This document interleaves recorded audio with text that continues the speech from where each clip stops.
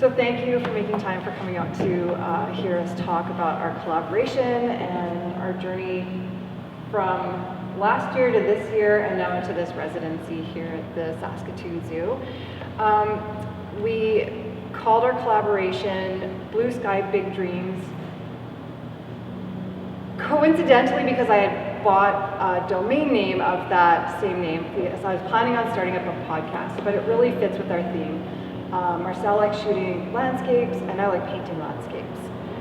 We wanted to start off with a land acknowledgement and really set it in context and time specific to the land that we're on right now, as well as where we've gathered our source materials from.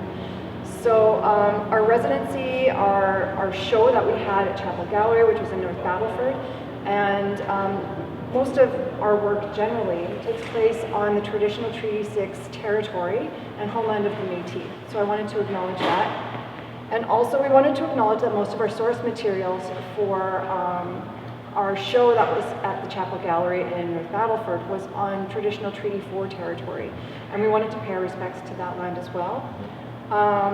We really wanted to give our thanks to those who've walked before us and made our participation in this project and on this land possible.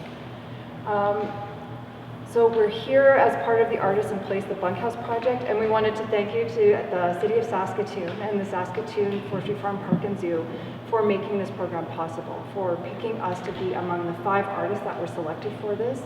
It's been a crazy year and a pretty incredible opportunity for us as a new collaboration working together. And it wouldn't be possible without the funding from the Sask Arts Board. They provide money to the Artists and Communities Fund in order to fund projects like this.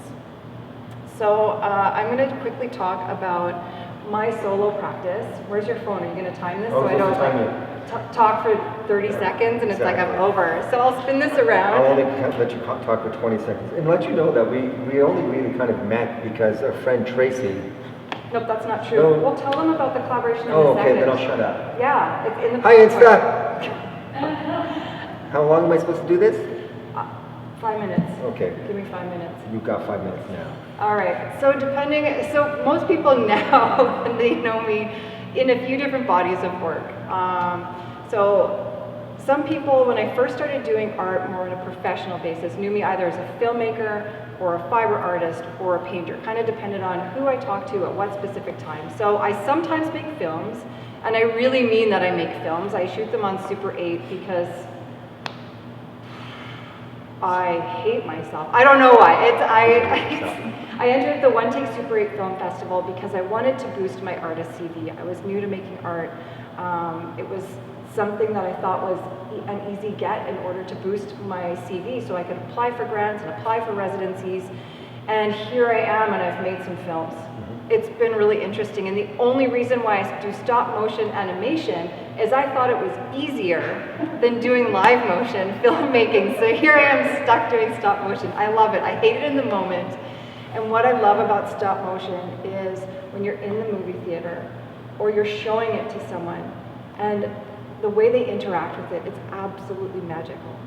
Because you know that there's hands behind each of these small, teeny little movements, and that's what I love about stop motion. But in the moment, I really dislike it. I make fiber art, which is needle felting, if that's a new term for anybody here. I poke sheep's wool with sharp needles, and I form it into food. The reason why I do that is I have kids, I like toys, I like functional art, and I really like the way food brings people together to share and build memories, and it's something that I think is sometimes a lost art depending on where you are in your life or in a community. And over the past year, I keep talking about this kind of whirlwind that this last year has been. I'll circle back around to this in a second, but Marcel and I met because of the Carfax Saskatchewan Mentorship Program. And when I first started, I was doing black and white landscapes. And I remember someone asking me, it may have been you, Paige, who asked me, will you ever paint a color landscape? And I said, no, absolutely not. I like black and white. It's where I'm going. So I went from black and white to a solid color blocking. And this was at my show last year, to now really vibrant, neon, full color landscapes. And part of that has been my collaboration with Marcel and the influence of him on my artwork and our relationship, as well as preparing work for our show in North Battleford in February. It's a painting. It's a small 8x8. Yeah, it's an urban landscape. Yeah. It's painted with Holbein's luminous acrylic paints, so it's blindingly bright. This really doesn't do it justice. That was only 3 minutes. You got 2 more minutes. Keep Well, going. you can have my 2 minutes because you talk a lot. Oh. Okay, let's ask. You want to ask? You want to ask a question? No, you can ask questions wherever. It's small enough. Are you working in this house in the Bunkhouse? Yes, so yes, me and Marcel, there's 2 rooms that are keyed to the same padlock, and Danika's one of the other artists. She's on the main floor. Yes, I just had it to work for her. Yeah. Yeah, and then there's another 2 artists. So yeah, we're as a collaboration Yeah, yeah. together. And is that always going to be like that upstairs, collaborating? Or I don't know. This is Yeah. the first year. Yeah. Yeah, it's how we applied.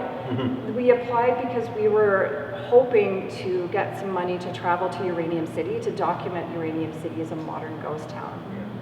That's really, we love old buildings, we Yeah. like place, we like the land, we like the shared history that people, even this building, the care and the attention and the history of everybody who's come before us, that's really important, and that's what we want to document in our collaboration. Yeah. Make sense? Makes sense. You got a 20-minute answer? A 20-minute answer? I'm teasing. I got a story. All right. Yeah, there you go.